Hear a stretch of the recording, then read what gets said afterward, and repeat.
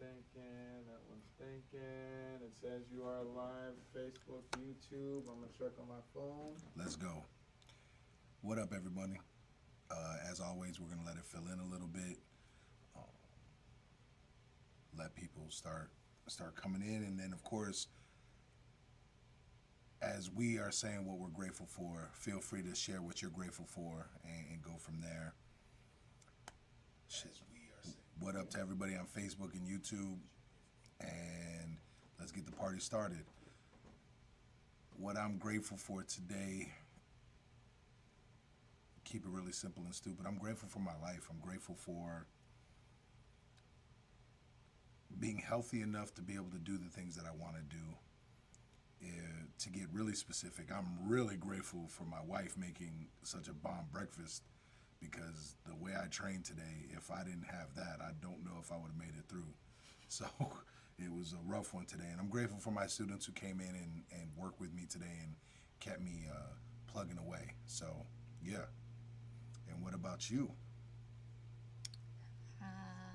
I am very grateful for the free time that I got to spend this weekend with family and not having 10 million things on the to-do list, projects, all that kind of stuff. So grateful for a relatively free weekend. Nice. So as you guys can see, we're at a different bat time in it, same bat channel, but definitely a different time right now. And I have a guest with me. I have my wife, Mrs. Evans, Abby Lex Evans, and so we are gonna Thanks for that applause. we're gonna get the party started here. We've been discussing what we're gonna talk about specifically, and I didn't want to make it into some big thing. I wanted to sort of stay in the realm of our normal conversations that we have. Some of them get a bit heated, so different. We both have strong points of views and beliefs in those points of views. So we'll talk about that and see where it goes. And then I wanted to talk about some things that we don't normally get to talk about. What up, Grace? How are you? So the start of it, I really was thinking I would just ask you a question and see where it goes from there. Great. I love questions.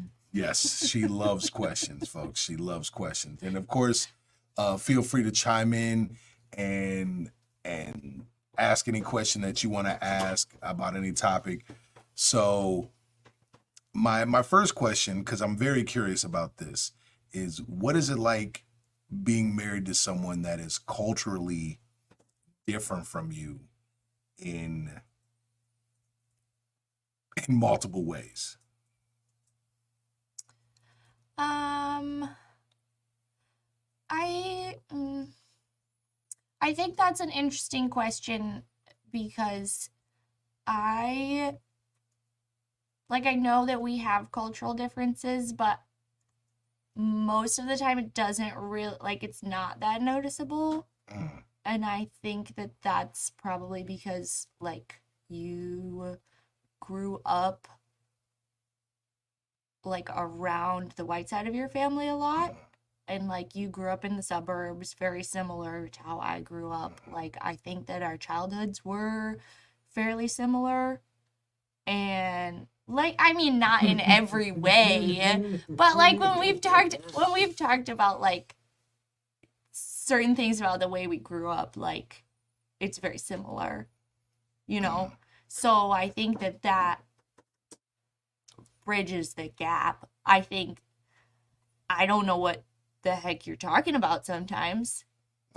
You use slang that I'm I don't have any idea what that means. But most of the time it's not I don't know. I also have done so much traveling and spent time around so many different types of people that it's not, you're just a person to me. How do you feel about it? Interesting. So I would say before I answer that, to piggyback off of what you were just saying, I would agree that we have similar cultural, we have cultural similarities, and I believe just like in society, the things that we share are very like they make it seem like there's no differences. I believe I notice the differences are literally night and day. So the differences we have are very, very different. And some of them I notice just on how we handle situations. And growing up, yes, in a white household, but no one I ever, from the age of 5 until I moved at 17, 18, I was just surrounded. Yeah, and like your engulfed circle in, outside your yeah, house was is not white. Yeah. yeah, Black and Hispanic culture, and so I didn't even know how to function within quote unquote white culture if we're gonna break it down like that until I got much, much older and had to figure it out and navigate that. Also, some of the differences just growing up around guys and the women that were around handled themselves a little bit differently, be culturally just racial or just because they're always around guys and so they handle themselves differently.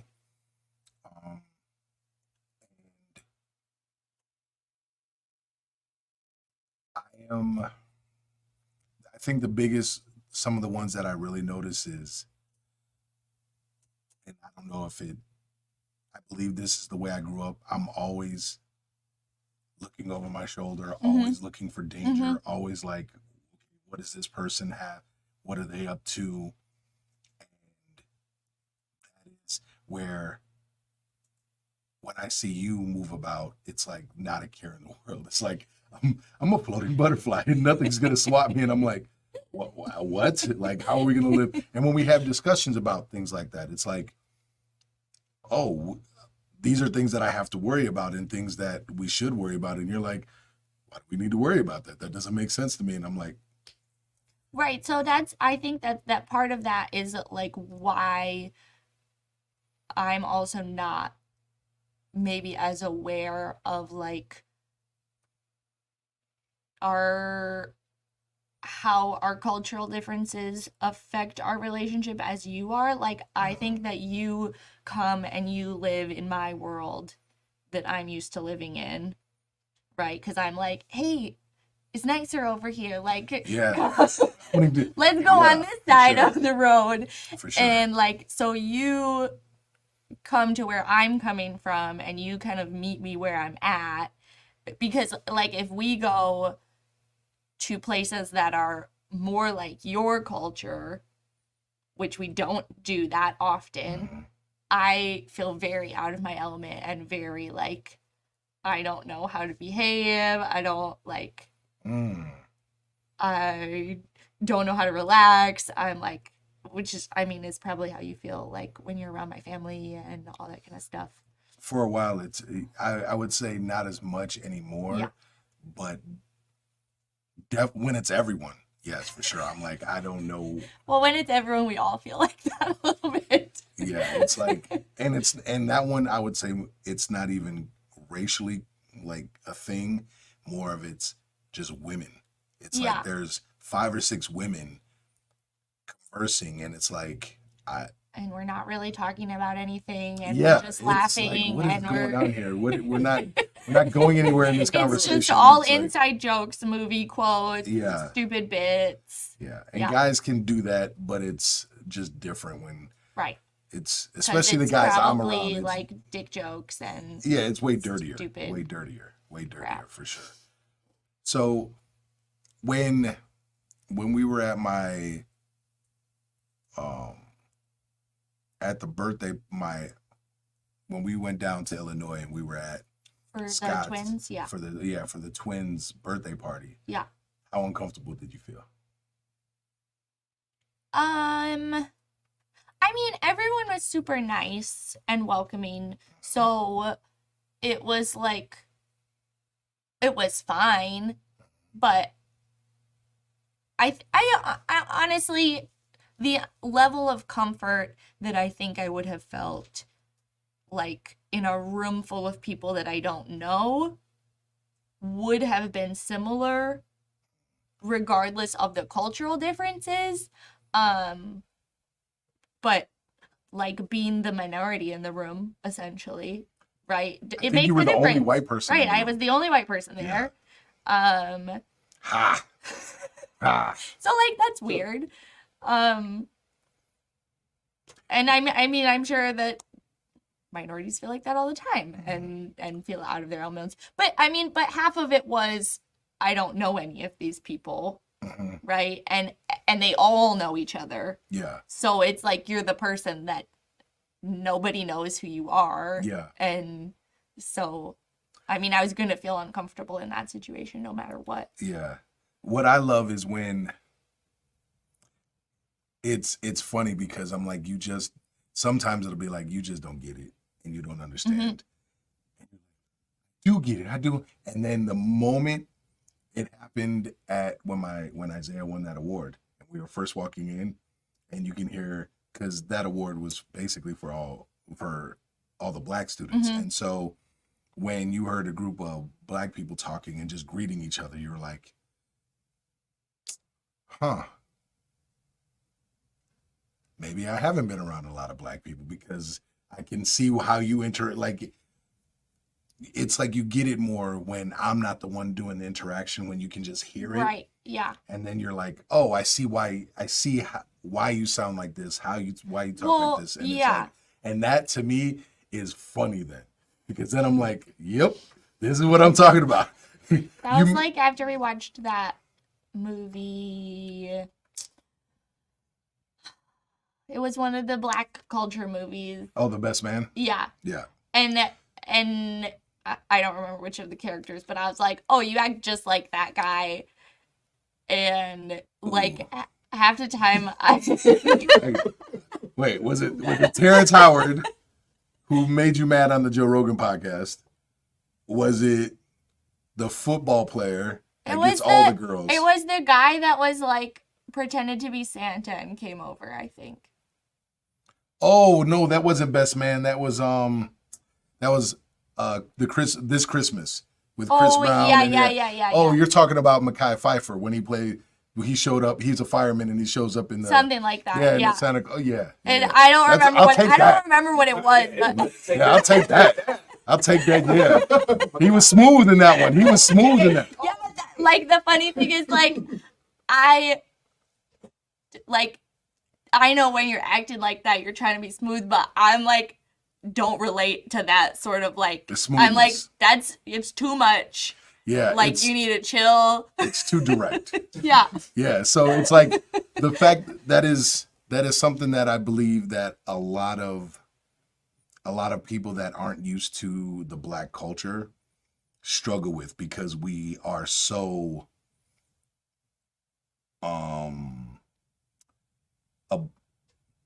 what's the word I'm looking for? Yeah, very blunt. Yeah. And so it's like, it's not even I'm trying to be smooth. I'm just being blunt. You're just saying how you feel. Say what's on your mind. Yeah. No, that's not. That goes into like the tact conversation that we've had, and like white people talking around things, and like we know what we mean. Yeah, it's uncomfortable. It's like going to a beauty salon, and it's all Asian people, and they start speaking Japanese or Chinese or Korean, and you have no idea what they're saying, and chances are they're making fun of you. Yeah, but you know that's gonna happen when you go to the nail salon. Yeah, what I don't, that's the weird part. I don't envision that when I'm around a group of people and we're trying to talk. So when it really boils, we had this conversation and it was like I was lost. It was one of the few times I felt lost. It was I believe it was, we were, I think it was Christmas time. we were at her mom's house, and her mom's husband made some pancakes or something, Yeah. and he got a new, They were like healthy pancakes. yeah, something, and they were sitting there talking back and forth, and it's, instead of saying these pancakes sucked, which they both believed, they're like, it's not my favorite thing and not this. And I'm like, wait, so you don't like them or do you like them? Like, I don't like, what are we saying here? And I'm like, so you both are basically lying to each other. And I had to, when I got back home, we had to go to some fights. And so I'm talking with my head instructor, one of my assistant coaches, because he grew up in a different culture than me, even though he's Persian or Middle Eastern, regardless. Yeah, he's Persian. So it was like, okay, what do they mean by this? And is this not lying? This is just straight up lying, because why don't you just say it sucks? He's like, yes, it's a form of lying, but it's to spare someone's feelings. I'm like, how does it spare anybody's feelings? Not just telling the truth. Yeah. And I'm like, I don't get that when you're talking amongst family. I can understand that in a professional setting. Yeah. But amongst family, it's like, no, if I made some food and it sucked, tell me it sucked. Like, it'll hurt my feelings, but I'll get over it. But, and it's like, oh, I don't understand. I don't understand this way of thinking. And I was like, this is so weird. Well, so I feel like part of that is like, when Kevin asked me what I thought of them, he hadn't tried them yet. And like, until I know what his opinion of it is, I don't want to, like, until I know how he's feeling about it, I don't know how blunt I want to be. Like, if he tried it and he was like, oh, these are really good, then I'm probably gonna be like, yeah, they're okay, right? But he tried them and he didn't like them. And like, so we're basically just joking back and forth, like saying that they're not great.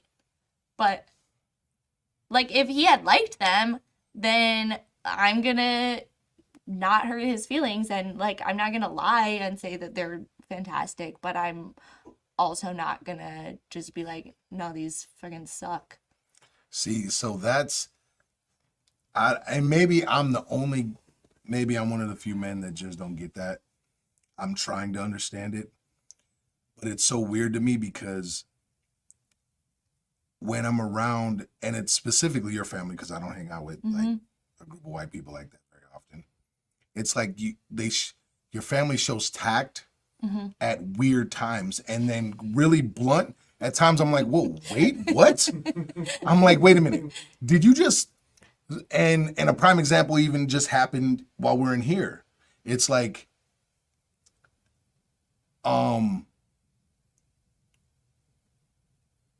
just saying shut up, and I was like, wait, what? But that was a joking shut up. Yeah, that wasn't a real one. See, men, I have no idea when it's joking or not joking. It's like, what? Like, completely lost. Like, you just told me to shut up. Like, imagine if I say, shut up, oh, I'm joking. Imagine a man you say something, a man says, shut up. That's not going to come off as a joke. If I say it, it's not going to come off as a joke. And there's nothing wrong with it. I got it. 30 seconds later, I'm like, oh, she's probably joking, but whatever. But why would you tell a man to shut up? Because it's like, and that's the things that I don't understand. And it's when I'm around your family specifically, it's like, yeah, it's okay. Not my favorite. You sucked at that. That's the worst thing. And it's like, wait a minute, did you just crap on your husband in front of everybody?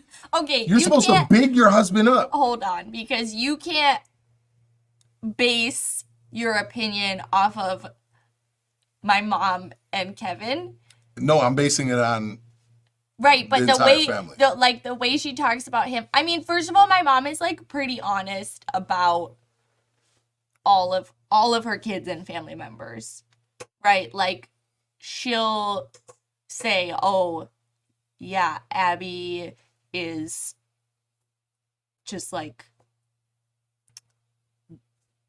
coasting through life or whatever." You know, like she would say something like that, and she would say it to my face, and she would say it to a random person she meets in the grocery store. But she will That's also what I don't say, understand. but she will also be like, "Oh, I'm so proud of all my daughters, blah blah blah blah blah." Like she's just blunt most of the time. Like if my mom ate the pancakes, she would say, "These aren't good," probably. Yeah, what I'm saying is, and Corey, I might need you to like let me know if I'm nuts here. Okay. But in the culture I was raised in, you never crap on your family to anyone. Like you don't crap like Crapping on our I'm family to our family though. Yeah, that. But You don't give can't each do other that. crap? No. Like within your No. Nope. No, Nope. can't. Because you can't. You don't air the dirty laundry outside of your house. But it's not outside of her house. We don't live there, so it's outside of the house. It's like why it's why I can never talk crap about my wife, right? To my brothers, to pops. I can't. Like I can present a problem, but I have to present it in a way that doesn't crap on you. And and we've talked about this before. They're gonna tell me that they're gonna give me every way I'm wrong before anything else, because they're gonna. That's how you keep a marriage strong. You got to have people in your life that if you go and talk to them, they are going to take your significant other's side first. Right. They're not going to just ride with you to ride with you, because then you can never trust their opinion. Right. And so I can never crap on you outside of our own house to each other. So if I have an issue with you, I got to bring it to you. I can't go and put that energy out. And correct me if I'm wrong, Corey, but that's how it was for me growing up in our culture. And so, but to me, that's different than how my family acts with each other. Like aside from my stepdad, we have a poor Kevin meme in our house because my mom is she just always wants to find something to complain about, right? But like aside from that specific sort of interaction of people, like if we give each other crap, like I'm probably not gonna, well, no, that's not even true. I was gonna say I'm not gonna give my brothers-in-law crap, but like I don't know, we're siblings, we're family. Yeah, I guess I look at it as if the men, like your brothers would give you crap for stuff. yeah, but we're not nice. We're not nice about it. But we're not nice when we're giving each other crap. But if the men gave the women crap and we weren't nice, we would hurt your feelings. But my brothers do give me crap for stuff. Like, it's just a different, like I said, it's a cultural thing, but we don't give each other crap. Like, if me and Corey if we're all playing poker, I wouldn't give Corey crap for making a mistake recording. But I don't because feel like right, but I don't feel like we give each other crap like that. Like I'm not gonna say to my sister like, "Oh, you really screwed up selling that house." Like I guess I look at it as I'm always careful who I'm gonna make fun of, because I know, like, I've never met a woman that can handle the way, because I'm blunt. So if I'm gonna make fun of you, it's probably gonna hurt your feelings. It's gonna sting. It's gonna sting. It's gonna feel like someone just gut punched you. And so you just don't joke around with women like that. At least how I grew up. You just, because guys we're dumb and we're mean, and we can be mean to each other, but we can't be mean to women in that way. And I can't Corey, what you think? Well, you had somebody respond in the chat on the Facebook. Oh. I don't know if Oh, it's my aunt. Yeah, wow, I really like Hi, that. Aunt Pauline. Not crapping at each other. Yeah, it's like in this one, I don't even know if it's like a racial cultural thing as much as it's a cultural thing. 5 women growing up, Yeah. where men, it's like we just learn we're not allowed to pick on women by a certain age. Like we're constantly told, do not pick on women. Do not say this to women. I not do this. I don't know what boys are told that because I feel like boys picked on me for my whole life. I don't know. I know we got told be nice to women, be respectful of women, don't do this. Well, you're like you're like a gentleman. You're like yeah, but that one. But you pick on me. To you. You know what I'm saying? But I won't do it in public. I won't do anything harsh in public. Even when I said you're nervous, I'm saying that so Corey knows. I'm being like I'm not saying it.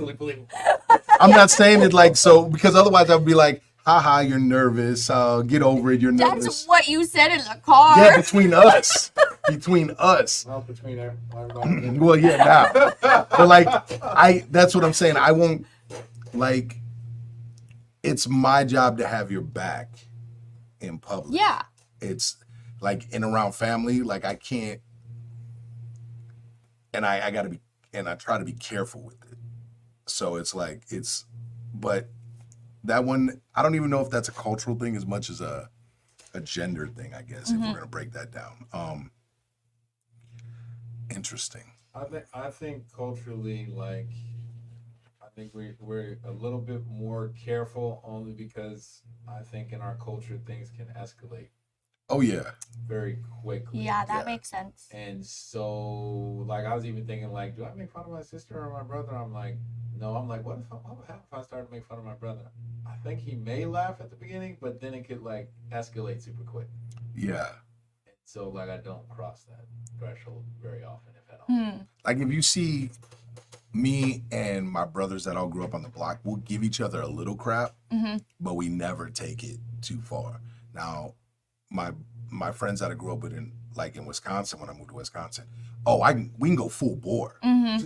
Like it can get vicious. Yeah. But like but even then there's still a level. Like I know I can't cross a certain threshold because then we might fight each other. So yeah, that's probably partially a cultural thing and partially a gender thing because like if we're all giving each other crap or like sometimes all of us are giving one person crap, which half the time is me, like it goes into a certain point and then you're like, oh, she might cry. We gotta stop.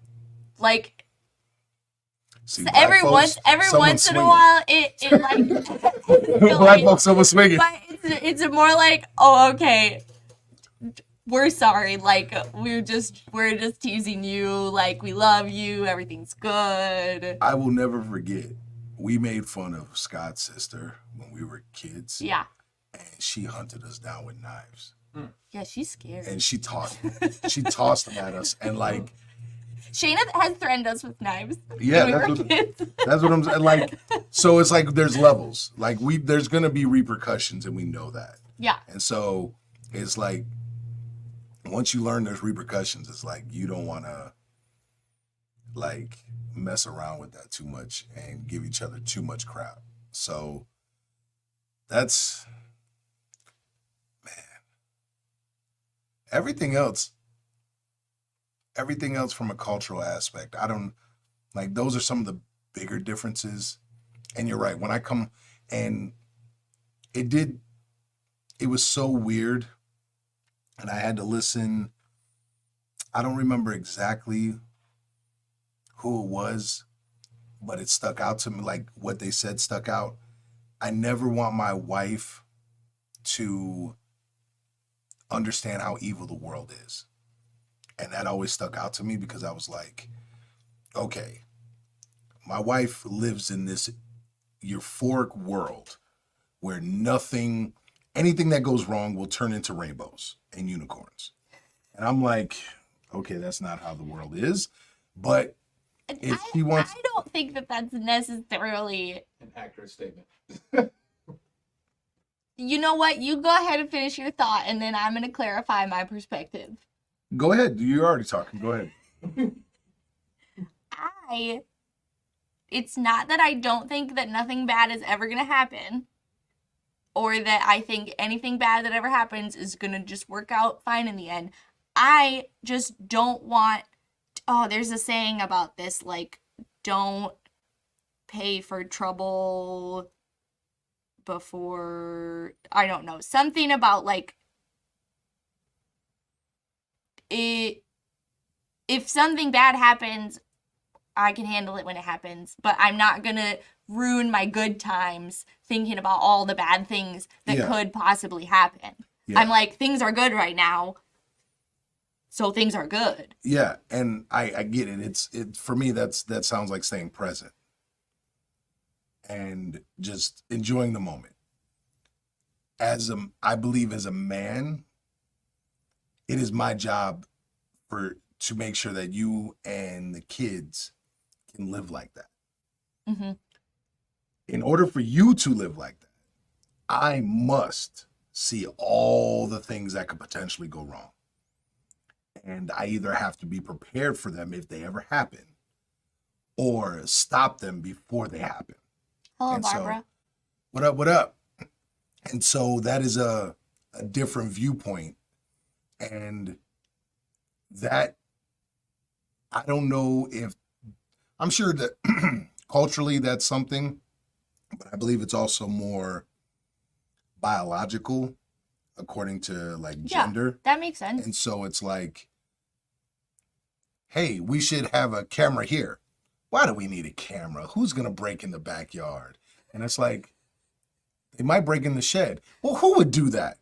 I would have done that as a kid. Like, I've done that as a kid. Like, I broke into garages and like all the time. Like, I literally drove 4 or 5 hours to go do that. So I would get like, so it's like, if I can envision myself doing it, right, then I want to make sure I'm either prepared for it or I nip it in the butt before it happens. And then if it happens, whatever. So it's just like those type of scenarios. Or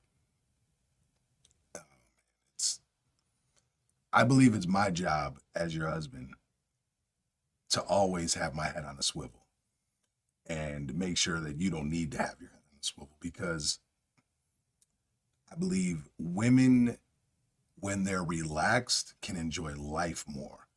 When men can enjoy life a little bit with some stress and anarchy and some suffering and pain, it's like we function better because we need to go to war with something. So if we're going to go to war over something, it's better than just sitting around and just not doing something with our lives. And it's like, I don't know, it's a weird thing. And that is one of the big differences that I notice. And it's like, oh, yeah, she grew up around all women for the most part. So it's like, yeah, but at the same time, like, I know how to be aware and look out for myself. Like, I do. I don't appreciate that face. Like, if there's a creepy van that's like, oh, drove around the block a couple of times, like, I see it. I know it's there. I'm like alert and aware and making sure that something bad isn't going to happen. Like, just because I'm not like looking behind my shoulder at all times doesn't mean that I'm not aware of my surroundings and keeping an eye out. And like when something is freaky, you get like a bad feeling, like it's instincts. You get like, oh, I'm feeling like something's up. Let me check it out. And maybe you just have that feeling all the time because you're what you're saying, it makes sense to me, and I get it. And you're right. You aren't like oblivious. You're not out here like, what's the word? I'm ditzy or something. So you're not oblivious. Or like naive or like, don't. About some things, unless you've experienced it, you're going to be naive to it. Just like I was Right. not, I'm naive to certain things that I'm naive to certain things in your world. Right. I'm learning it. Okay. Yes. So we're both Yes, naive that is from the two different. definition of Yeah, naive. we're naive from two different spectrums. Here's what I would say: if a person doesn't give you bad vibes, you trust nothing but those feelings. So I believe this is men can be tricked by what they see. Women can be tricked and lied to by what they hear. So someone can lie to you as long as they're confident in their lie. You can be fooled. I mean, yeah, but Prime example, just an example, the tiling the bathroom. Kevin literally, because he sounded confident, he was like, yeah, I don't know what I'm doing. I just do it.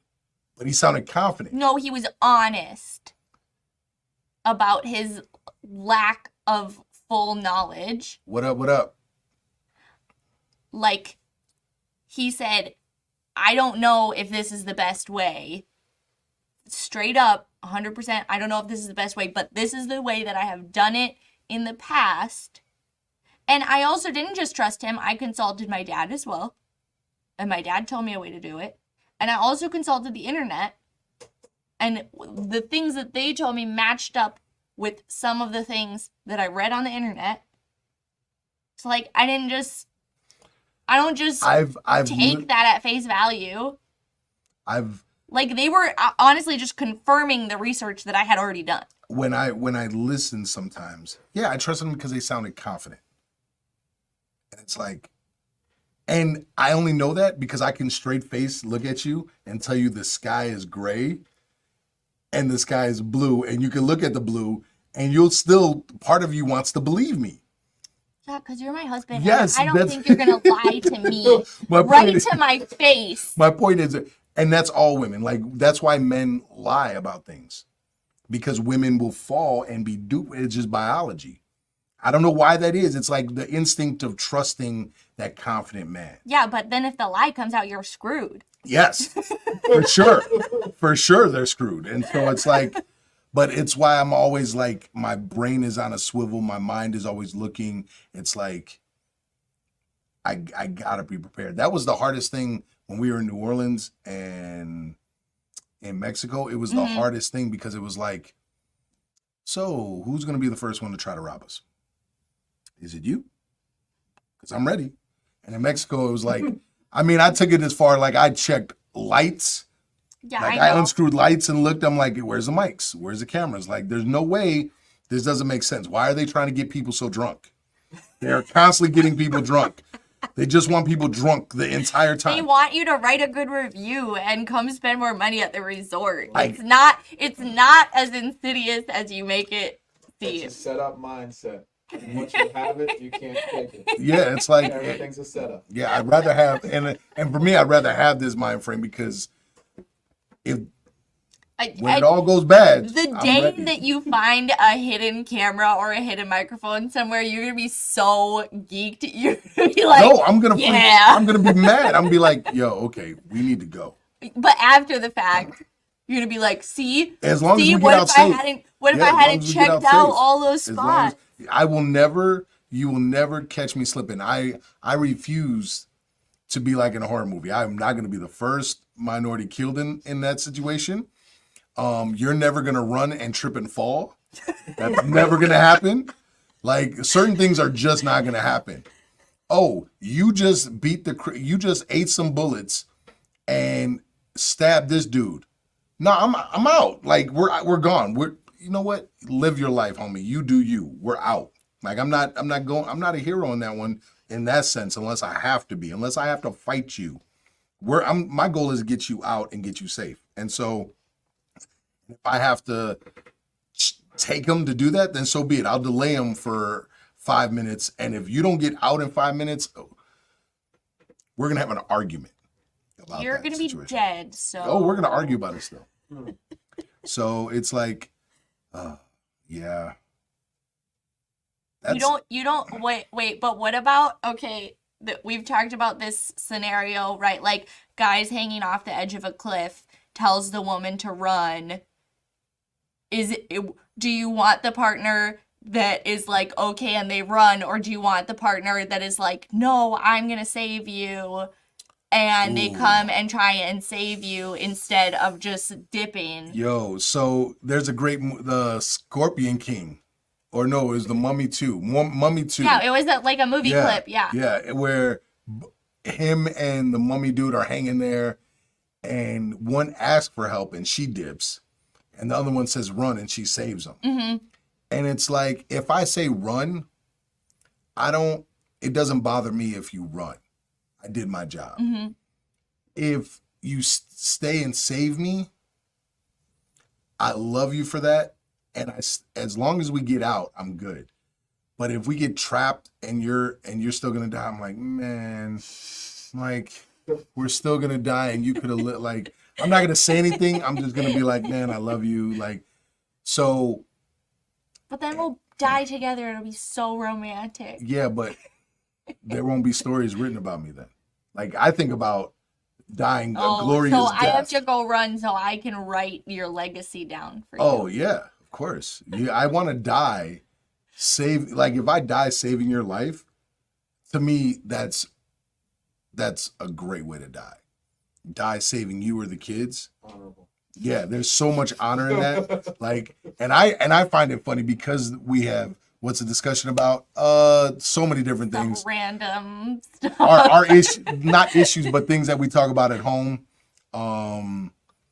We haven't even dove in deep yet, and so.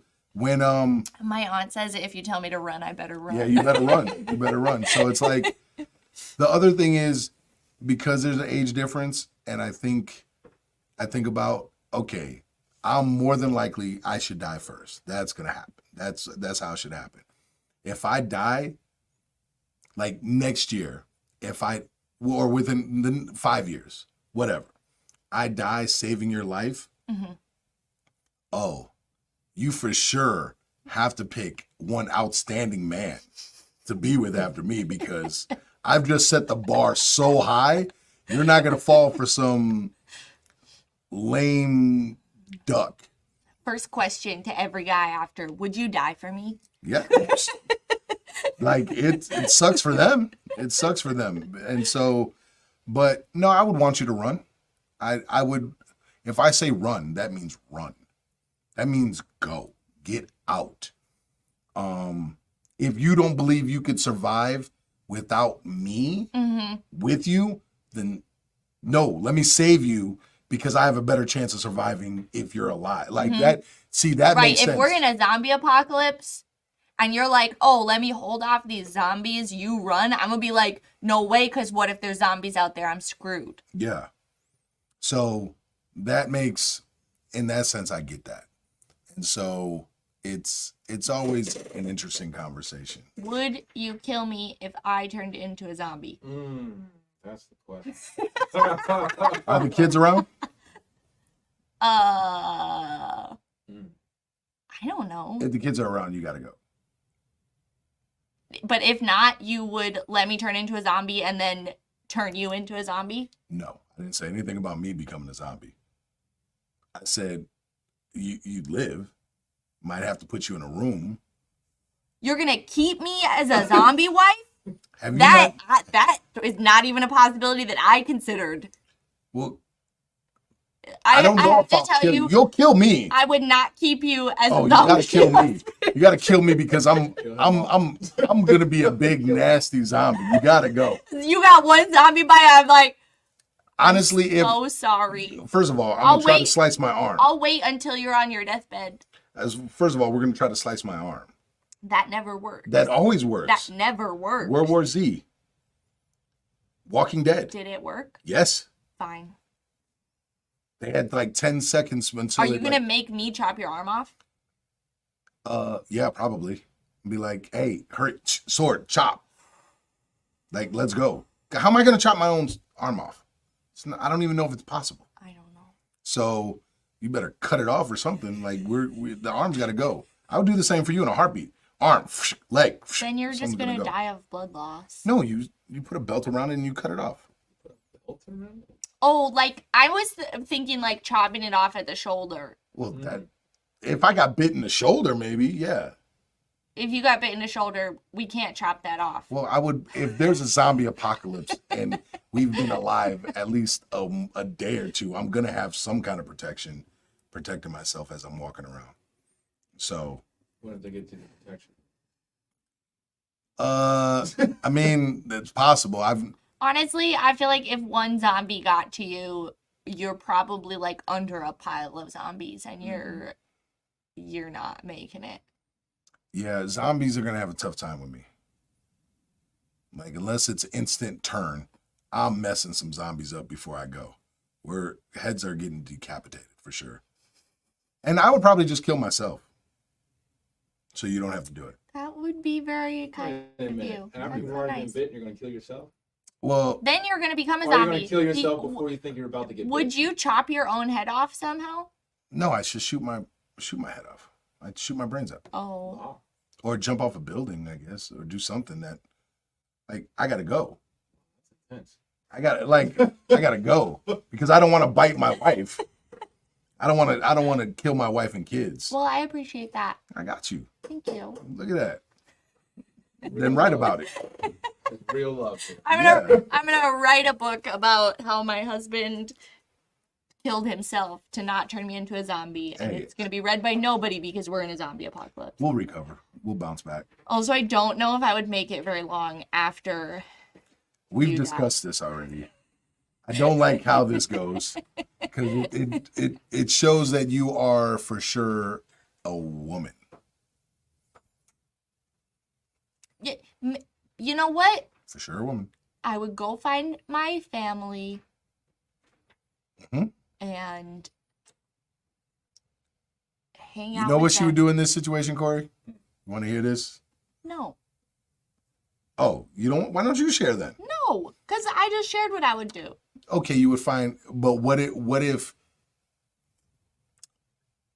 there was a zombie apocalypse, Mhm. right? Mm-hmm. And you're stuck somewhere else. How do you get to your family? You gonna do it all by yourself? Yeah, I'm gonna You're lying. woman up. You promise? Exactly. I would do Just- my best I to don't- do it I by don't myself. I don't find- I would try really hard to do it by myself. I'm not but offended my by it. chances of survival are better with other people. Yes, I'm not offended by what you originally said. It does not offend me. It is the prime woman To example. be clear, he has asked me if I would sleep with somebody else if he died in an apocalypse in order to survive. Would I sleep with somebody else?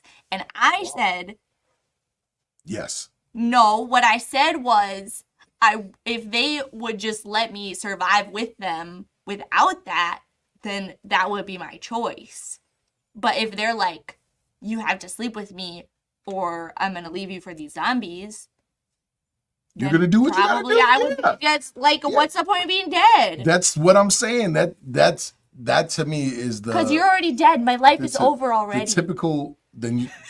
That's not true because you're not choosing death. Once it's till death do us part. So if I'm dead, you're gonna do what you got to do to survive. Right. That to me sounds like So if a I woman. died, It sounds like a normal woman. if I died and you survived the zombie apocalypse Mhm. and some pretty young thing came along that needed protecting, I'm not making her do it. Not making her have sex for it. but you would probably sleep with her at some point. Don't know because what does she want? That's instantly my thought. Like, what do you want out of this? The adrenaline's high. She just wants to survive. Yeah. and Does it's she want like- to take my resources? Does she want to take what I have?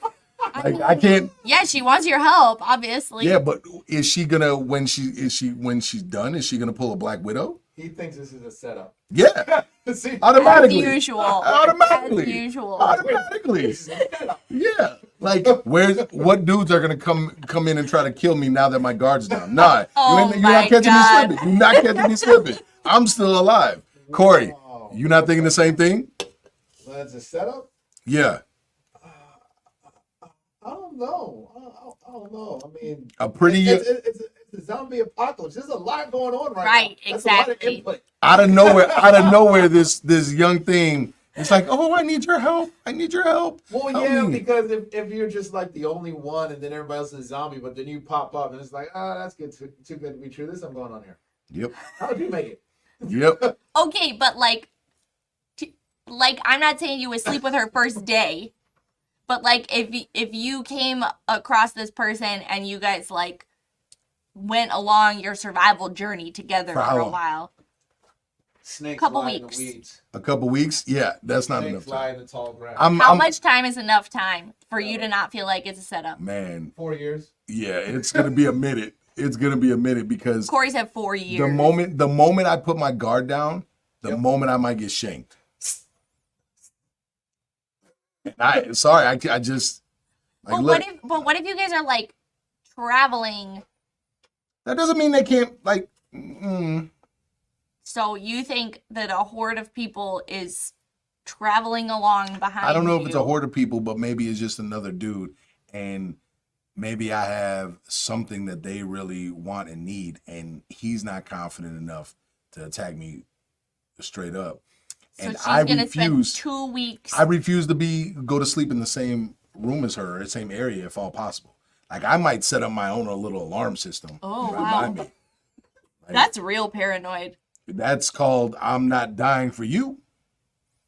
Because what are you offering me right here? You're offering me some booty. That's it. I don't. No, but what if she's not offering you booty? Like right off the bat. I'm still. Like you're just like become apocalypse buddies. If I'm not trying and she ain't offering, nothing's gonna happen. But it's the apocalypse. You're like this goes back to like base instincts, right? Base instincts. I've already got kids.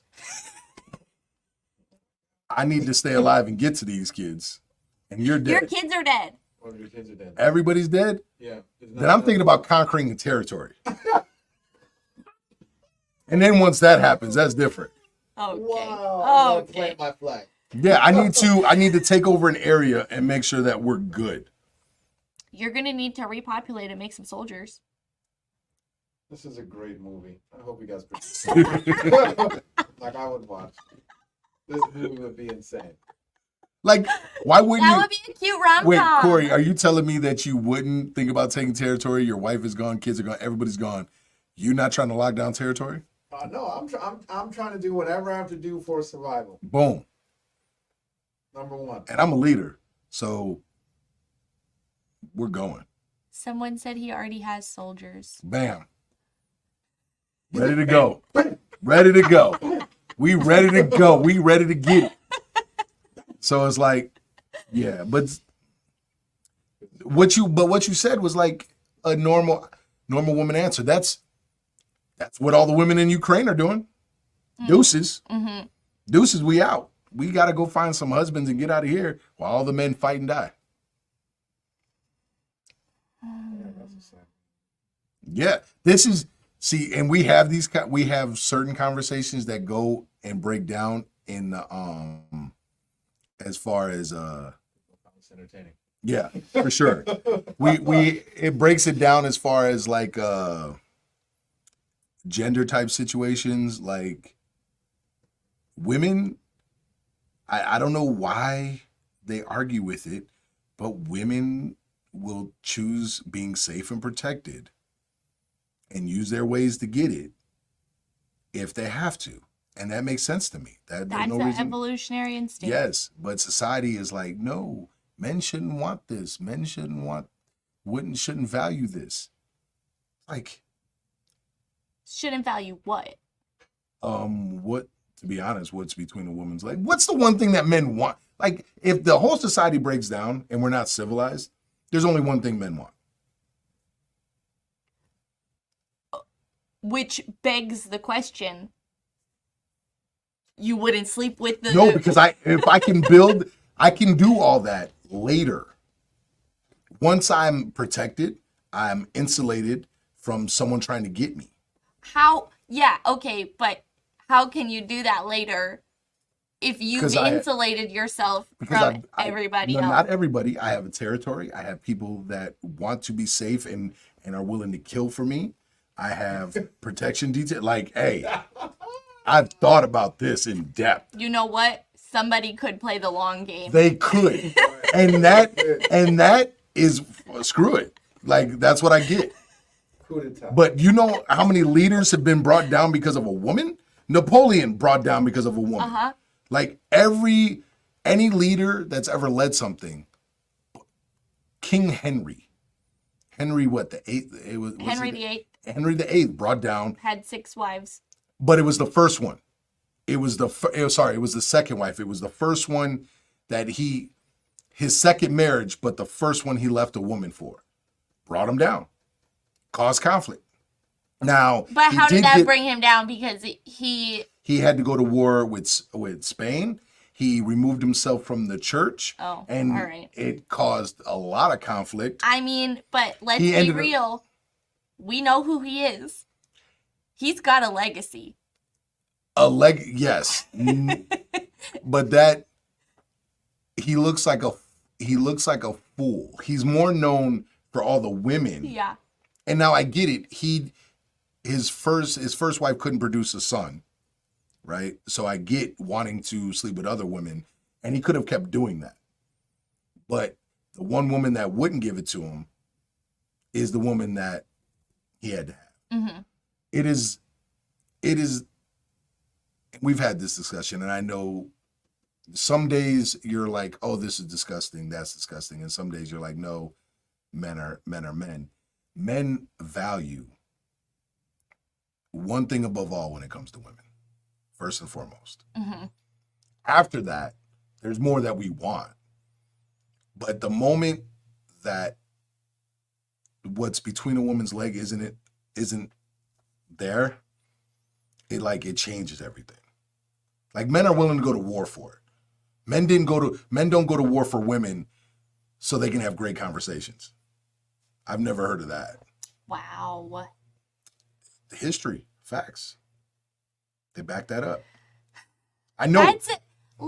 I know that what you're saying has some accuracy, but I just think it's so stupid that men are like that. Okay, it can't be that good. Like really? Because you could go get it from. No, we can't. We can't. That's the thing. That's what women don't get. Men could pay for it. Yes, but that means you got to have the money to do that. Okay. How many men have money to go just do that? to go find a uglier woman? I don't know. That doesn't work either, because that's not how it's ever worked for men. There's more men who are virgins than women. There are more men not having doing that than women, because they can't. There's men do it more often, but only a higher so like if you broke it down and say 20% of all the male population are doing it, mm-hmm. right? And you say 60 to 70% of all women are doing it. They're typically doing it with that 20%. Okay, that's but how, because would you just do it with anybody? Or do they have to have certain things? Yeah, Sherelle, you're right. Women can get it anywhere from anyone they want to. Men have to work and impress for it. Yes. Yeah, I feel that, but okay, okay, let's just say Napoleon, right? Napoleon brought down by a woman. Yep. Napoleon probably could have got booty from anywhere. Powerful men. Yes, but he was brought down because of a woman, but she wasn't the problem. And that's quote unquote. What the problem was is that he thought marrying her married him into a family. So think about it this way. Uh-huh. Let's say we got married, right? Uh-huh. And I'm thinking, oh, I'm a part of this great family now. Mm-hmm. This I can't remember, were they Turkish or something, whatever they were. But really, all the men in your family just looked at women as like, yeah, Mary, Like we're to making take this person off our yes. hands. Yeah. So then what she did is she convinced him that, hey, listen to my cousin, that whatever it was, like, yeah, you should listen to him. And he did. And he played, and that guy played his cards right. He was just like, yeah, we should do it this way. And why don't you let us build our armies back so we can, and Napoleon's thinking, oh, there's no way they're going to attack me. They're going to protect me because we're family. I married into this noble family. And he noticed that. He noticed Napoleon didn't come from nobility. He didn't come from any of this. And his guards are always up. The way to get him is the fact that he wanted to be a part of a family. He wanted to be part of a noble thing. And he wanted that extra confidence, that extra feeling.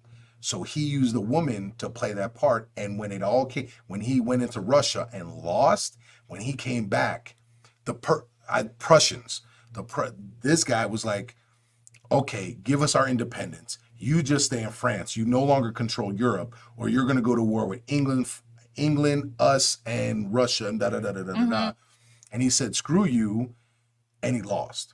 And they banished him, and then he came back, and that guy still played him, and he ended up losing again. So, but if he doesn't fall in love with this woman and just think, oh my God, yeah, he could have had any woman and got it, but women are used to gain favor. I mean, it's all through history. Yeah. Like, hey, we're gonna join forces, marry this woman. Hey, we want to stop going to war, marry this woman. Hey, we want this. Why? Is it just because they have great conversation? Okay, but so along that line of thought, right? Napoleon didn't just want a woman for that, right? He fell in love. He wanted there's a a reason name. people fall in love. He wanted to marry into that family, right? He wanted something else other than just that. She was told how to talk to him, how to seduce him, how to get him. So then, but because men don't just want men want to feel like they are a protector. Men want to feel like they are a provider. Men want to feel a sense of importance. Men want that's the second, third, and still top level. But that is what keeps a man. If it was just good all the time, sex. Yes, the man will do. What did Chris Rock just say? Oh, I talk about the tambourine. I talk about the special because Chris Rock is like, look, the key to a good marriage is just effing and traveling, coming and going. Verbatim, that's what he says. He's like, look, you know she didn't cook too well, but she licked your balls, so you were okay with it. You knew she didn't do this, but she did. Like, men will overlook everything. Oh, she talks to me so bad. She treats me like this, but every day she wakes me up with this. Like, it's good. Yeah. Like, women aren't the same because you get it thrown at you so often. Women get it thrown at them all the time without even knowing they're getting it thrown at them. And this is it's the biggest difference. Men can be happy with so much. Hey, Corey. And if there's any men that are online, I don't know who's online. Just I want to know your opinion on this. If you had a wife that couldn't cook and wasn't really nice to you, but she gave you the best everything in behind closed doors, and she was down anytime you wanted it, she gave it to you anytime. Are you staying married? No. Oh. No, Corey. But I knew where Corey's answer was because he said no. Corey's answer. What it would be is a temporary hold. Like, would I fall for it for a while? Yes. Yeah. But for longevity, it wouldn't keep me. But it would definitely get me. So exactly. Now, right, but now that's, watch. But that's not like. You get for a relationship to have a good relationship long term. Yeah, you need more than that. Yeah. But he's saying it would get him for a while. How long Maybe he loses everything. Maybe everything's gone. Maybe everything falls apart before he hits rock bottom before he's willing to throw that away. Now on the flip side, let's say she treats you good, and again, men answer that. If she treats you great, she treats you like a king, uplifts you, but only gives it to you once every 3 years. Are you staying? The answer is no. The answer is no. So it's like you can't. It's what gets us in the door. Because let's be honest, I've never dealt with a woman, and all my male friends, they've never had a woman that just approached them and spit game so hard that they didn't like. Women don't know how to flirt with men. Yeah. Like if a woman comes up and tries to talk to a man, it's like it doesn't. They don't spit game. Just because they don't spit game the same way a man does. Women can spit game, though. Women can spit game differently, but a woman's yeah, not gonna. But of course, it's different. A woman isn't gonna like. I listened to this not too long ago, and you kind of did this too. Not with a handkerchief, not with like a. Women used to leave clues to get a man to pursue. Yeah. You left clues. Right. So what I'm hearing is I picked you up. You left clues. You left clues. No. What I'm saying is you left clues so I can pick you up. Yeah. And because a man wants to hunt. Right. But a man doesn't want to get picked up most of the time. A man doesn't, yeah. Like that's why a woman trying to pick a man up doesn't work like if a woman the came same up, way. Yeah, if a woman came up to me and was like, "Hey, can I take you out to dinner?" No, that's not gonna work. Right. If a woman came up and I'm single and was like, "Hey, can I do this with you?" I actually have to consider it now before I say no. Mm-hmm. And the only reason I would say no is because it's a setup. However, you're too forward. When I was in school. Right, when I was younger and in school, I would have been like, "Yeah, like, let's go in this classroom right here." Like, I'm going because I don't care if it's a setup. Like now, I care. I have more to lose. Right. Like I have so much to lose. So why are you throwing? Well, yeah, that's also like the invincibility of youth. Yeah. Like teenagers feel invincible. Oh, this is my lucky day. Today you can't even buy a woman a drink now. Today you can't even buy a woman a drink now without getting called a creeper. Yeah, it's a different time now. It's crazy. And we have these conversations, like even talking about clothing, talking about feelings. The one thing I'm working so hard, and I think I've done a good job today, so I'm gonna pat myself on the back. It's validating something before talking further. And so it's like we're guys, we don't really validate each other like that. It's not like, oh, that was an excellent point, or da da da da da da. It's just we can, I don't know, it's different. So the clothing aspect always blows my mind when it comes to men and women. Always. And not so much you. I don't know what you're talking about right now. How women dress. Okay. Women, for some reason, and this isn't you, women will wear whatever they want and then feel like men shouldn't look at it. And it's like, what sense does that make? Mm-hmm. Because if Jason Momoa walks in the room and he's wearing compression shorts, every woman's going to look at his six-pack and look at his junk. What, like, are we, like, what is going on here? So it's like, why, if you don't want men to look at you, then why wear it? And if you are wearing it, just be honest that you kind of want the attention. And it's like, if you're like, just say, yeah, I kind of want the attention. And then that's a whole different discussion, because then if you're married or in a relationship, why do you want the attention? I mean, okay, but if you think about like fashion through the ages, right? Like fashion at least in, like, I want to say, like, Anglo-Saxon culture, right? Throughout the years, you know, women in big frilly dresses, right? Like, way back in the day. Fashion has slowly become less conservative throughout the years, right? Like, back in the day, a woman has an ankle showing, and that's scandalous, right? Whereas now it's like crop top is just normal, like anybody could wear that anytime, right? Even guys wear crop tops now.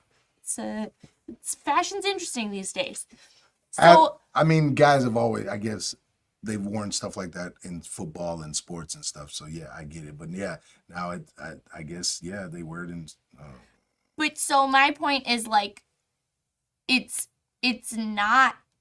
I don't think that it's that women are, like, seeking out being looked at and seeking out attention. Like, I understand that if a woman has a nice body and she's looking at it, like, if a woman that you don't find attractive is wearing that same kind of clothing, I might still look at the body parts. yeah, you might still look at the body parts, but you're not going to check her out the same way you're going to check out the woman. That's not true. That you find attractive. See, that's what women think. We are still going to look at the body parts. But what if you don't find the body parts attractive? Well, it depends on what you like. Flat booty. Yeah, but that means if she has a flat booty and nothing that we like, then yeah, I'm not looking at her because there's nothing that is attractive. But does it depend on what she's wearing, whether you're looking at her or not? If she has no features that attract you? If she's wearing, you're saying if she's wearing tight, like leggings and no booty. Leggings and a crop top. So if she's wearing tight pants with no booty, I'm gonna look and be like, she ain't got no booty. That's disappointing. Right. So my point is, like, that I don't think for a lot of women, and this isn't necessarily for all women, but it's not about, like, oh, let me put on something that's going to make people look at me or that's going to make men look at me. It's about, like, what is fashionable right now? What do I think looks good on my body, right? Because back in the day, it may have been, oh, I'm gonna, like, push the edge of fashion, and the edge of fashion is now we have a little bit of ankle showing. And people back in the day would probably have condemned that as, like, oh, this woman's trying to have people look at her, she's so scandalous, blah, blah, blah, right? But it's just like, this is the direction that fashion has gone. And right now, it's less conservative than in other times. Yeah, but I get what you're saying, and it makes sense in some regards. Why did society want women to cover up?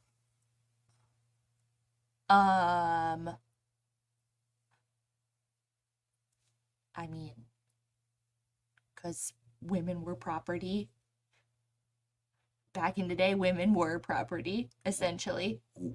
What way? I don't believe that. I don't believe women were property. Because women had no agency outside of the men in their life. Like, before you were married, your father was responsible for you, right? After you're married, your husband is responsible for you. You can't own property. You can't inherit a title. You can't.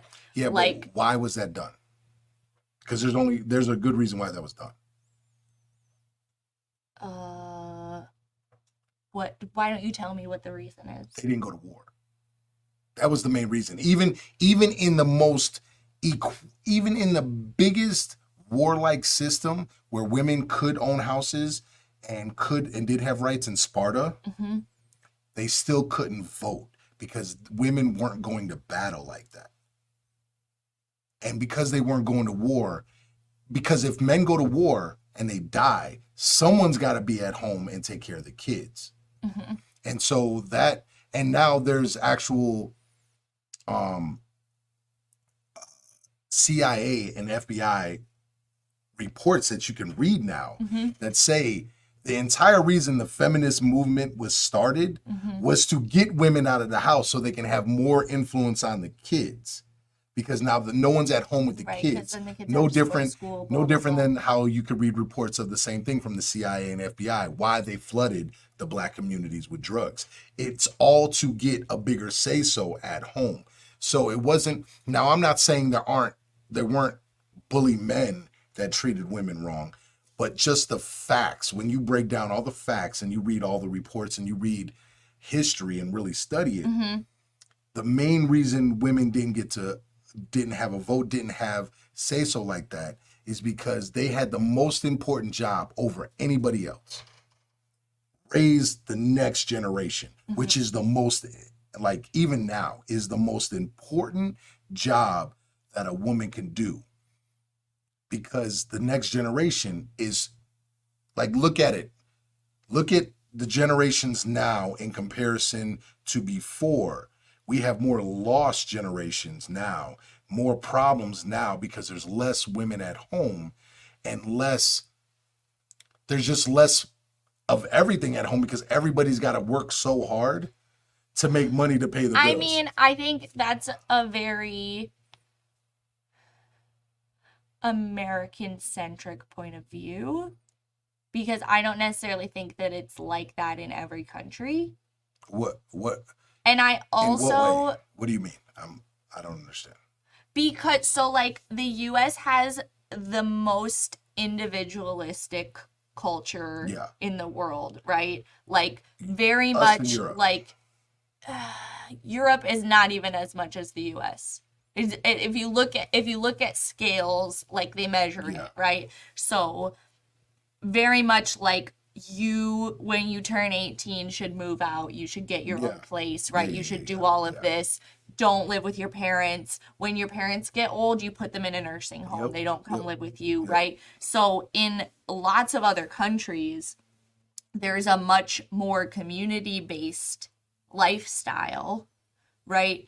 And women work, right? In almost every developing country I've been to, I see just as many women working as men working, right? Women are selling things, women are cooking, women are like, and the thing is, in developing countries, I do feel like there is more entrepreneurism, like people run small businesses out of their houses, like, because it's a much smaller market, a much smaller pool. But it's also like, because you have that community based mindset, it almost becomes more possible to, like, women can go work and their kids are still being raised by somebody, right? Like your grandparents are at home raising your kids, or like What countries though?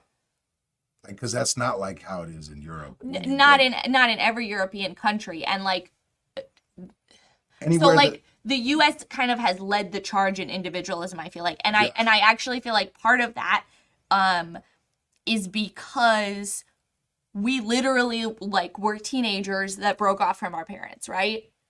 Like, we came from England and we were like, screw you, we don't want anything to do with you anymore. Yeah. Right? So that's the start of our country, is like, screw you, I'm going to do my own thing. That creates the culture of the country. And like throughout the years, it just gets more and more like by the people, for the people, all this kind of like, Yeah, every man is equal. Like, I think that is something that is a little bit built into our like the culture of our country without the founding fathers realizing they were doing that. Like, I don't know that was the intent of that. Yeah. But I think, like, because we are so individualistic and we don't have a village mindset and we aren't all pooling our resources and doing all of this stuff, like, that creates the breakdown more so than, like, yeah, I don't think that every woman needs to chase a career, but like women working isn't what creates a breakdown in kids being raised right and all this other stuff. No, that by itself, no. And I understand what you're saying with how the country was founded. when you look at history, though, when the Irish came over, they lived as a community. When the Jewish people came over, Well, they lived yeah. as a community. Asians, like, community, like, it's so all these people still live in, even now, live as a community. And no, I don't think women shouldn't have the option to work. I'm not talking about that. It's if, and you can't even do that now. But in what way does that,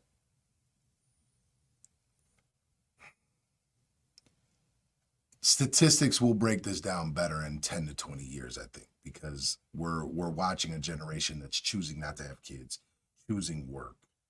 But now just the statistics, when you start looking stuff up and Googling stuff and tracking it down and like the best you can, because it's still all new data. Are women feeling fulfilled following a career path instead of raising kids? And then what is it doing to our kids? Because mental illness have gone, like all this, and you can talk about the technology aspect of it for sure. Right. But and it's not that, and I'm not saying a woman can't work and a man, or saying a woman, if a woman chose to work and the man stayed home.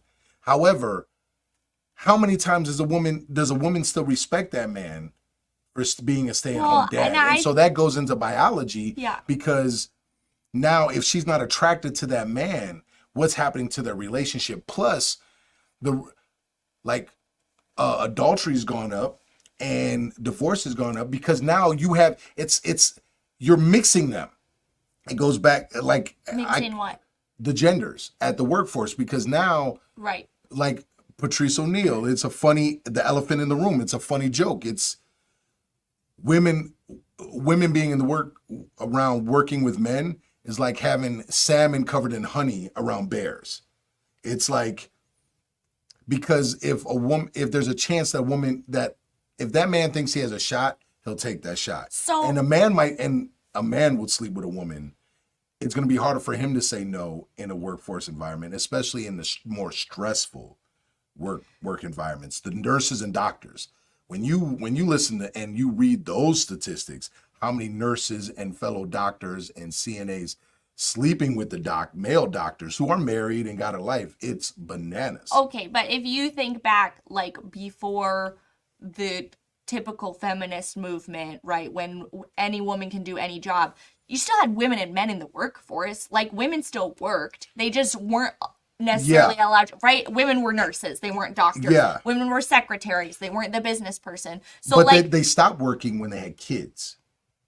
They would work. So you would see young depending women on the and you would see situation, old women. yeah. And you wouldn't see a big, like, it shifted now where young people are going to school forever. They're working in their like where they could have kids, and they're still working when they get old. I think I think statistics surrounding, like, infidelity are so difficult because, like, first of all, as a society, like, the idea of infidelity, I think, is more commonplace now. And, like, more like, you're not going to be outcast from all your friends if you cheat on someone, right? Yeah. So if somebody's going to conduct a study and be like, hey, yeah, exactly, Sherelle, right. It's like, are people gonna report truthfully that they have cheated on somebody? Are they more likely to do that now or in the 60s, right? No, and you're right. As far as mental illness, for sure, adultery, it's just there's more options and opportunities for men to sleep with women now. I disagree. A man that worked at a factory and made enough money. We're not talking about the high earning men. We're talking about the normal average man. Uh-huh. He would work at a factory and typically come home and bring that money home. The chances of him being able to sleep with someone, where's he seeing another woman? Because she's not at the workforce. And he's not the one going to the schools. He's not the one taking the kids to the doctor. Where's he seeing the other women? I don't know. On the street. Yeah, he had another family down the road. He's got his other wife down the street. But see, they could track that. That wasn't a high percentage of men. Even now. How can they track that? whether the man has another family or not, or Yeah. whether or not they get a divorce. He wouldn't be legally married down the road. Like, No, like but the having, thing, he would maintaining he two would still families take at once. he would still take care of that family, and so more than likely, it's not like the wife didn't know. So you're saying, you're basically treating it, and you're saying that most of the men can get women, and that's just not, even now that's not even what true. I'm saying. What I'm saying is, I think that just like people think that, like, oh, the world is so bad, crime is up, all of this kind of stuff, like, people are so woe is me about the state of the world these days. But if you look at, and I mean, you're talking about statistics, I haven't seen the statistics on those, but I think that the culture and the amount that you see those things is just more prevalent. Like, it's more talked about than it was before. Like, back in the day, it would be like, yeah, I know that he's got a mistress, right, at the office. He keeps an apartment in town. We live in the suburbs. And I know that he has a mistress, but we don't talk about it because it's just like, that's just the way it is, right? I get like, what you're saying on so I think that, like, I don't know that women being in the workplace, I mean, sure, maybe it increases opportunity. Of course. But I think if a man's going to cheat, he's going to cheat. If a not woman's not going if the to cheat, she's going to opportunity's there. cheat. See that? So that's what I'm saying. Is like, if you look at it, He could meet a woman in the grocery store. He could meet he a didn't woman. go shopping. That's Men didn't just like exist only in their house and at home. Maybe he goes to the bar for a drink. Yes, Maybe but women weren't at the bar. There were totally women at the bar. Not during a certain age. And I'm not saying that we should go back to that. What I'm saying is that when you look at some of the breakdowns of society, as far as how children are raised, the education system, and just who is really controlling who and what's going on. Yeah. It's like, okay, yes, you can't. There's tons of comedians that say, yeah, you throw it at a man, more than 7 out of 10 men will cheat. Mm-hmm. Let's say that's true all through history. Cool, I'll give you that. Mm-hmm. But during history, cut that number in half because those men just didn't have the opportunity to cheat. They just weren't around it enough to cheat. Not saying they wouldn't cheat, but the opportunities weren't there because the top men are always going to get whatever they want. Kings, dukes, princes, anybody that's important enough where women are like, I can elevate my station to get, if I do this, athletes, whatever, cool. But that's still a small percentage in society. Now the workforce is so mixed that it's not even surprising anymore that people are sleeping with each other before they're married, while they're married to other people. It doesn't shock me. It's not surprising. And I'm not saying women shouldn't work. I'm not saying let's go back to that.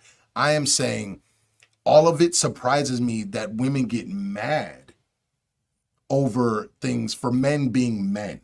It's like, yeah, men are going to we are going to look at women like sexual objects until we get like a certain level, right? And when we get to know them, I don't want to marry a woman just for sex. Right. I'm old enough to know better. 16-year-old me? Okay, but 18-year-old me, 20-year-old me, like there's still levels of it where it's like, but I know if you cut it out, if you pull that out of a relationship, you're losing all men. I don't think, okay, I'm going to say this and you're going to be like, no, you're wrong. I won't say that. I'll validate you and do my best from there. So looping this back around to the conversation that started this of like what women are wearing, right?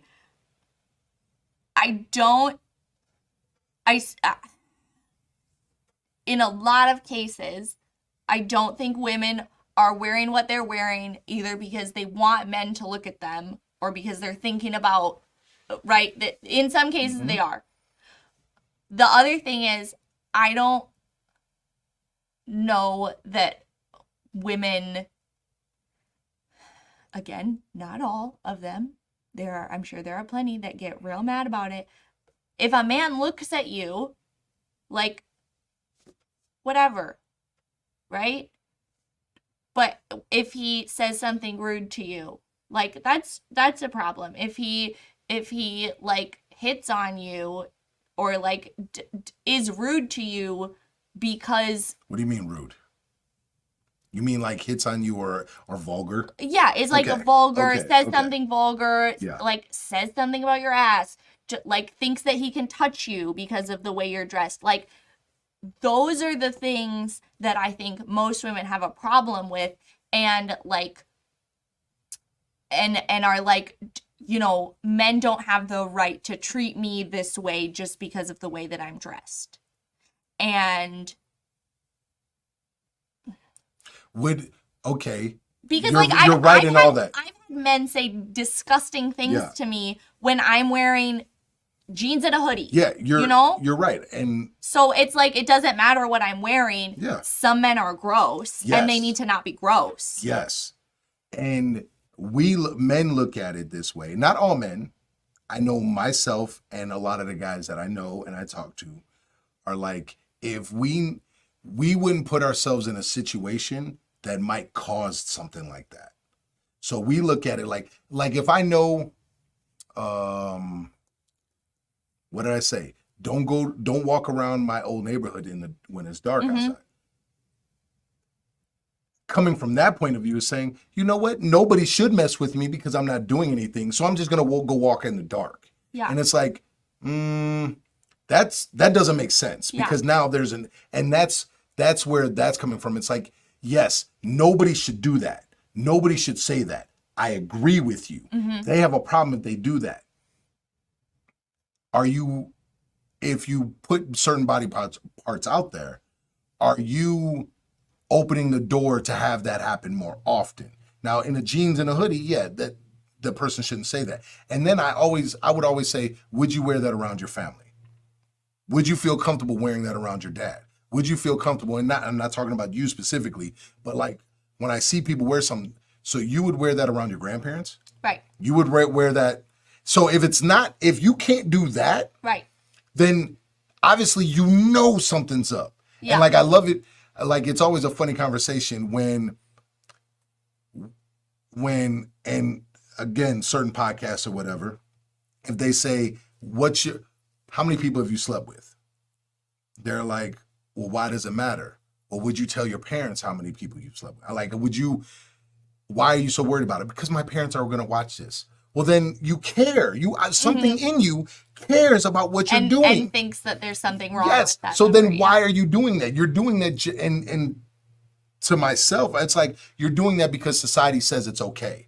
But just because if society says it's okay to rob something, is it okay to rob something? Right. If society says to murder someone, it's okay. Okay. And so it's like, that's fair, but you may have very different values than your parents, right? Like, but still not want to, like, I don't know, disrespect your parents publicly, or like why is you, it or like disrespecting them? you don't want to have an argument with your parents, right? Well, then it's really not your values. Like, I believe in my values that even if it differs from my mom, yeah. tough. These are my values. I stand on what I believe. And so I don't have a problem telling my mom, hey, I've done this. I've done this. I've done this. Oh, really? I didn't know you did that. Like, that's disappointing. Mm-hmm. Cool. It doesn't bother me the same way it bothers you. Yeah. I can stand on that. Yeah. And so to me, when I look at society, it's like, what are we living backwards? It's like biology tells us how we should be.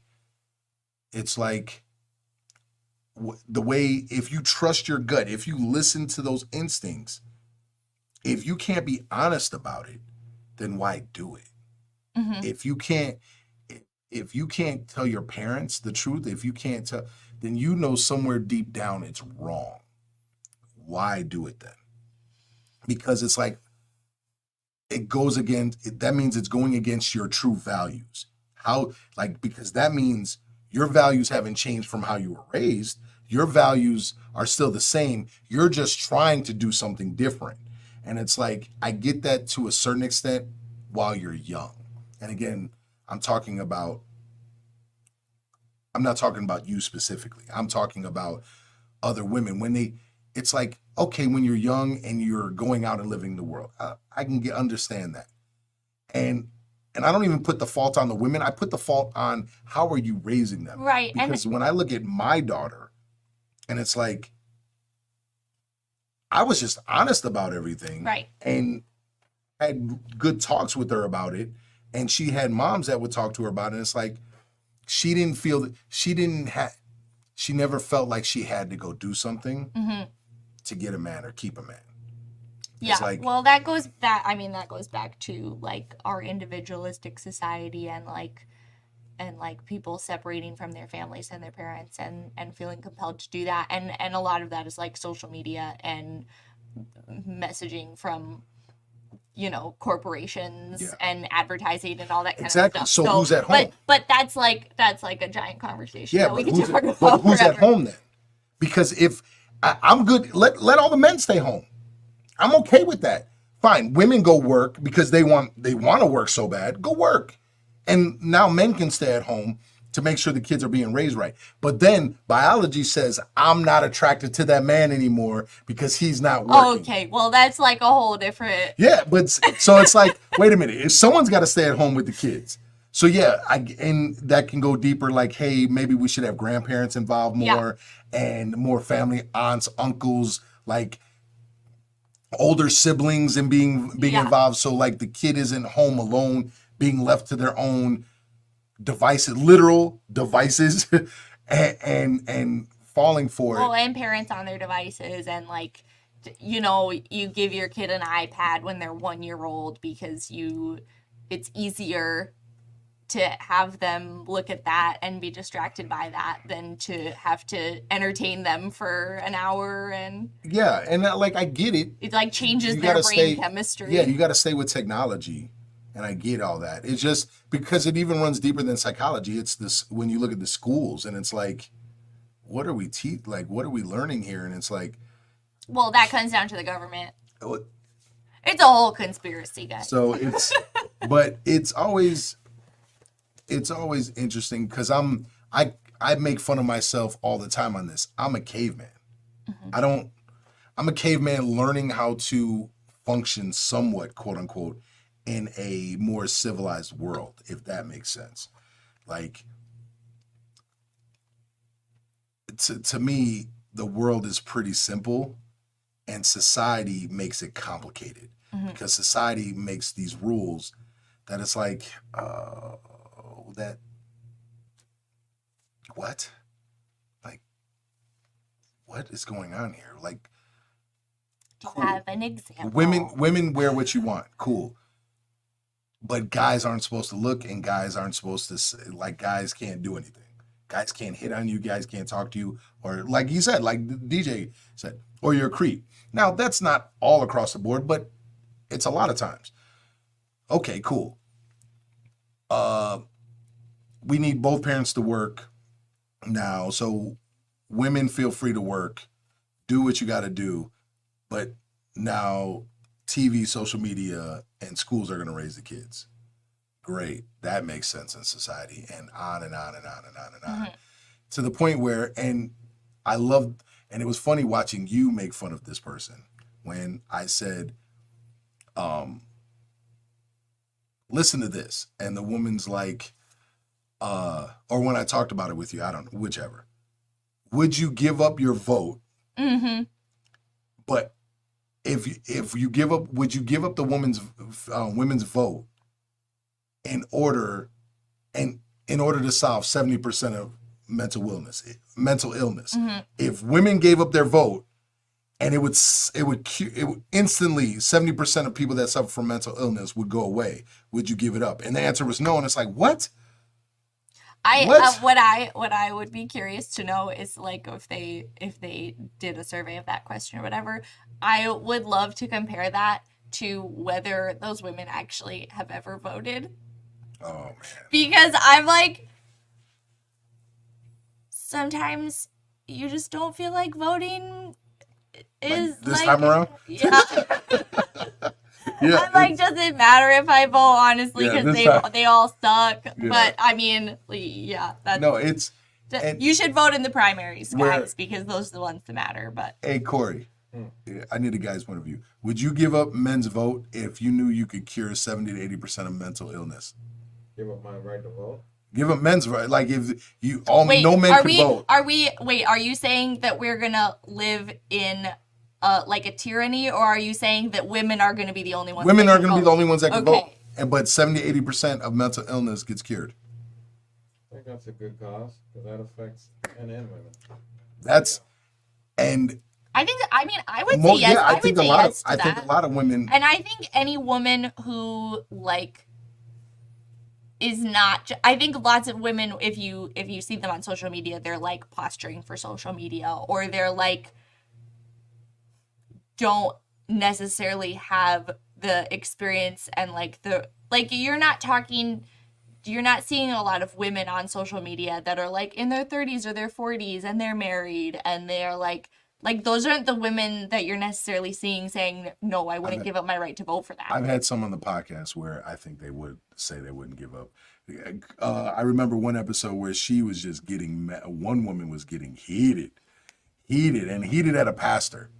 Yeah. Heated. Oh, hey, I think that's the episode I watched. Yeah, heated. She was upset. That's the one. She was mad. She was, and she. That's the one I wanted to be on because I was like, I just feel like I could lend a voice of reason to this conversation. Yeah, it's like I'm not. See, when I talk like this or talk about things like this, I'm not against. I like vote, do whatever you like. It's just understand that the moment you want to do these things, feelings play a part, but at some point, and this is my issue with men too, your feelings are cool, go the next level for a logical reason. And this is where men should be leading the cause. Men should be taking that extra step to lead with logic because we have less estrogen pumping through our veins. And so it's like, let's put logic to this. Not saying women can't be logical. The reason why women make better parents, not better parents, but great nurturers is because of their feelings, because of their empathy, because of all these things. And it's like let's lead. They should be the ones having more to do with raising the child because they can pump more love into that child and more nurturing aspect. Corey and I both have talked about it. Like, we don't know our dad's feelings. Like me, I didn't know my dad's biology, but I wouldn't know my stepdad's feelings either. Yeah. I know anger. Yeah, that's it. Only anger. Yikes. Only anger. Like I don't. So it's like, but could go to work all the time. Right. And never and push through things and make sure the family was always good. So I think that gets into another thing of like the reason why not every woman wants to be a stay-at-home mom is because when you're the stay-at-home mom, you have a job 24/7. Right? Like lots of dads are like, no, you do the mom things. And it's like, okay, but the guy gets home from work and is like, oh, I just worked all day. I'm going to sit down and relax. And the mom's like, okay, so I'm just still on my shift then? Because I've been on my shift since before you left for work. Maybe the kid was up sick all night. Like, I've been on my shift. When do I get to clock out and relax, right? And it's like, now I got to cook dinner for the family. Now I got to put kids to bed. And like lots of dads, not every dad, there's plenty of good dads out there, but like lots of dads treat it like, no, you're the stay-at-home mom, so your job is to be the mom. I work, like I just went to work. But if you leave them home for a day to take care of the kids, they like the house falls apart, right? Because it's hard. It's a job. It's literally every minute of the day. Well, it's funny because we've talked about this. Men see things in the house differently than women do, and not all men. But it's like when I think about being at home, when I was at home with Isaiah for the first 5 years, oh, we were having a blast. It's on. Like, you're going to learn some stuff, but we're playing. Like, I'm tackling you. We're roughhousing. You're going to be a dude. And so it was like, it was fun. But were you doing the laundry? No. Were you doing the grocery shopping? No. Were you doing the cooking? No. And right, see, and that's what the women are doing when they're staying. Yes, and that's why. Like, they're doing everything for the house. I was building a business as well. So it was like, what does that say? My ex-wife was a stay-at-home mom until the last one started school. That is what we agreed. We never had no issues till she went to work. And so, and here's what I'll say to that and say, period. Breakdown of communication is because a lot of times from talking to friends and then experiencing it, it's like a man doesn't know something's wrong until you tell him. And then how are you presenting it like, hey, this is what's going on. This is really like, and is he hearing you? Is he understanding that? And then a man has to grow up and realize, hey, we can't live, especially in this generation, we can't live like previous generations. We have to be more involved. If for my generation, and Corey falls in the same generation, the men didn't have any men. They weren't involved in anything. It was literally work 8 to 12 hours, come home, do something on the house, maybe sometimes on days off, eat, sleep, wake up, rinse and repeat. We're not going to talk about emotions. It has nothing to do with the conversation. It's like, do a load of laundry, motherfucker. Yeah, but that wasn't the responsibility. The responsibility was, it's my job to make all the, like watching it, it was my job to make all the money. Right. And make sure everything gets paid. Right. And make sure everything is good. Right. And so it's like, but if you can make all the money in 8 hours, why does she have to work 24 hours?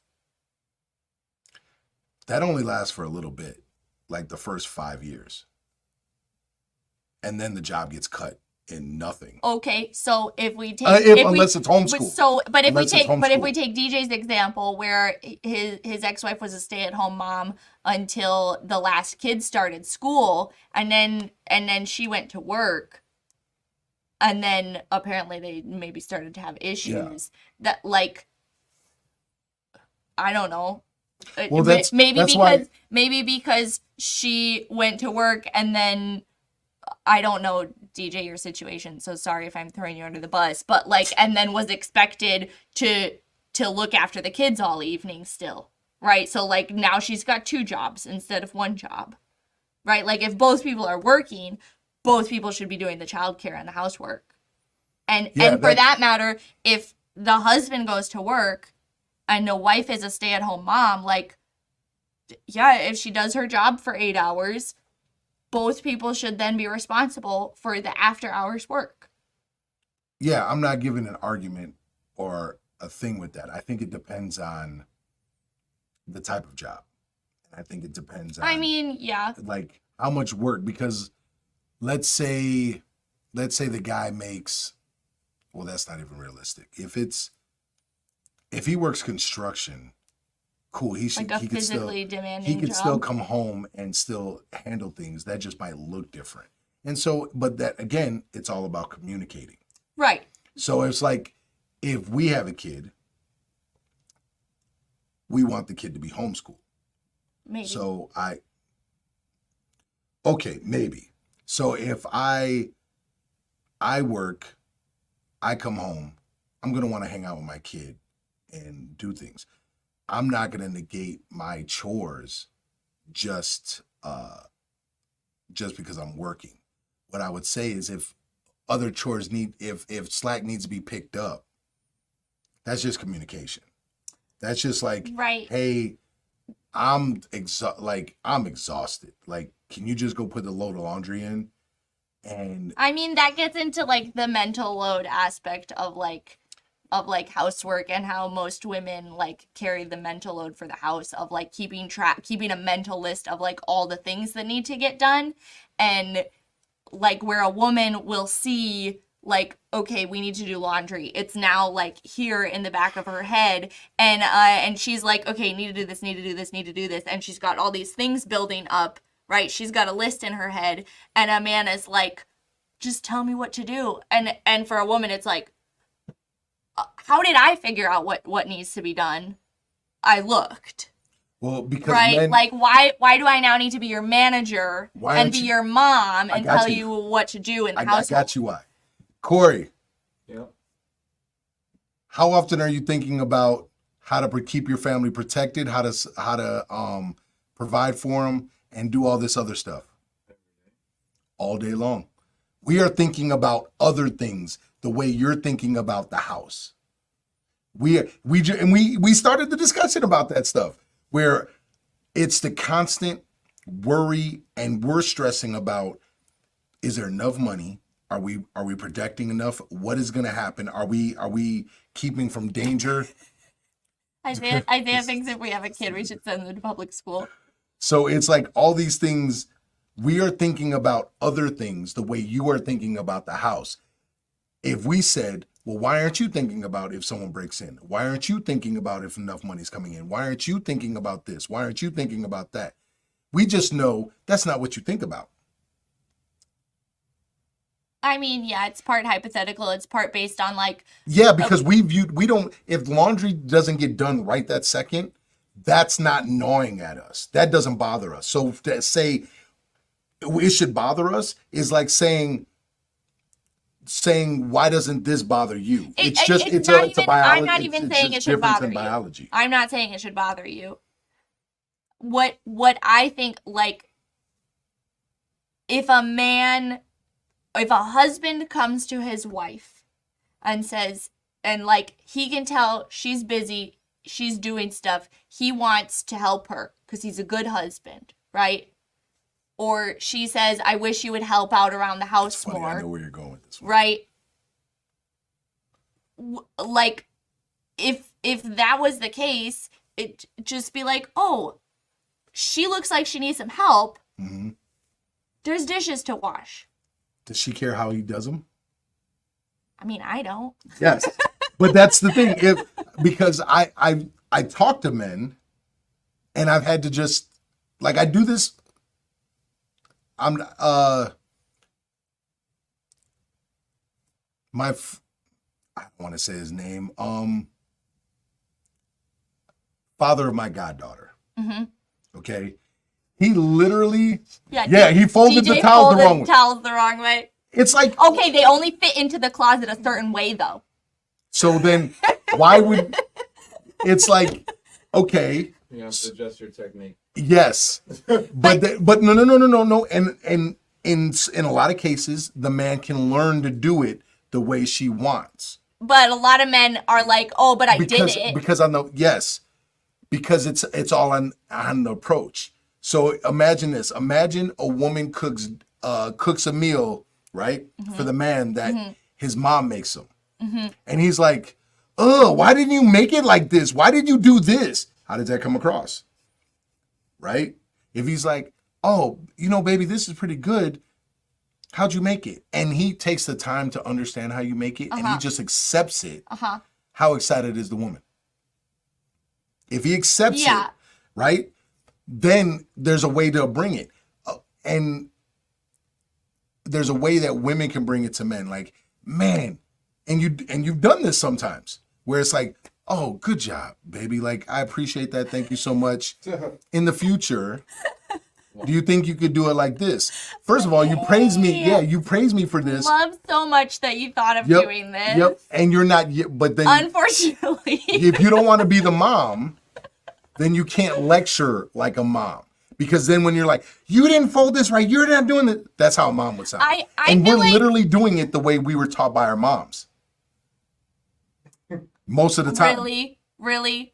Most of the time. Well, maybe. How I fold towels? I You roll talk to your towels. mom. My mom has never rolled towels. I roll towels in a Yeah. specific. No. I roll towels in a specific section of the closet. Only specific towels because they fit better in that part of the closet when they're rolled. The other towels get folded a certain way. No, there's other towels that get folded a certain way. Yeah, and those other ones I rolled because the shelf was real skinny and they didn't fit when they were folded. My mom that never happened in our house. Like we never had towels. We never had towels rolled, folded a certain way. They got folded. Okay. So that's what I'm saying. So then if a woman then doesn't want to be the mom, you have to now teach, and that goes into patience, because our mom taught us how to do certain things, or we learned how to do certain things. Right. And now you're asking us to do it differently, which yes, we can, but it's how it's presented. Because if a man approaches a woman the same way, how does that man look? Right. So, but women just throw that out not all women, but a lot of women throw it out the window and say, I shouldn't have to tell you how to do this. You should know how to do that. And it's like, wait, what? Yeah. No, why should I? The job is done. Why does it matter how it's done? We don't care. The job is done. The job is done. It looks neat. What is the problem? Well, it's not the way I want it. So you're saying I want it this way because it makes me feel better. Cool. Present it this way then. Present it in a way that's acceptable. It's why I think men and women are needed to raise a kid. Like when we were telling Sherelle like what I had to do for Isaiah to learn how to tie a garbage bag. He was bucking. I could not have done that. He was bucking, but I'm not, no, you're not getting off the hook. I'm not going to take it from you and do it for you because I'm losing patience. Yeah. No, you're going to do this and you're going to learn how to do it right until it's done. Yeah. And when you got it right, you're going to rinse and repeat so I can make sure that you have it right. So this is never an issue again. Yeah. I don't care if it's 20 minutes, 45 minutes, and 90 minutes, whatever it takes. Yeah. I'm going to make sure. And it's because men have to have patience. Mm-hmm. That's the only way we can successfully do anything. Because if we just go off our emotions, when you have no when a person, not you, but when a person has no patience, that's all emotion based. Yeah. Because there's no reason not to have patience, because unless we're going to die tomorrow. Yeah. Like, what's the big deal? Like, cool. You're learning a skill. Rolling towels a certain way is a skill, whether you think so or not. Doing things a certain way, that's a new skill. It's not always easy to learn a new skill when we already have one skill in our head. Right. That's like saying, hey, this previous woman did this like this. I need you to do it like this because that's the way I want it. Yeah. No, men can't say that. And that's fine that we can't. Let me drop the atom bomb.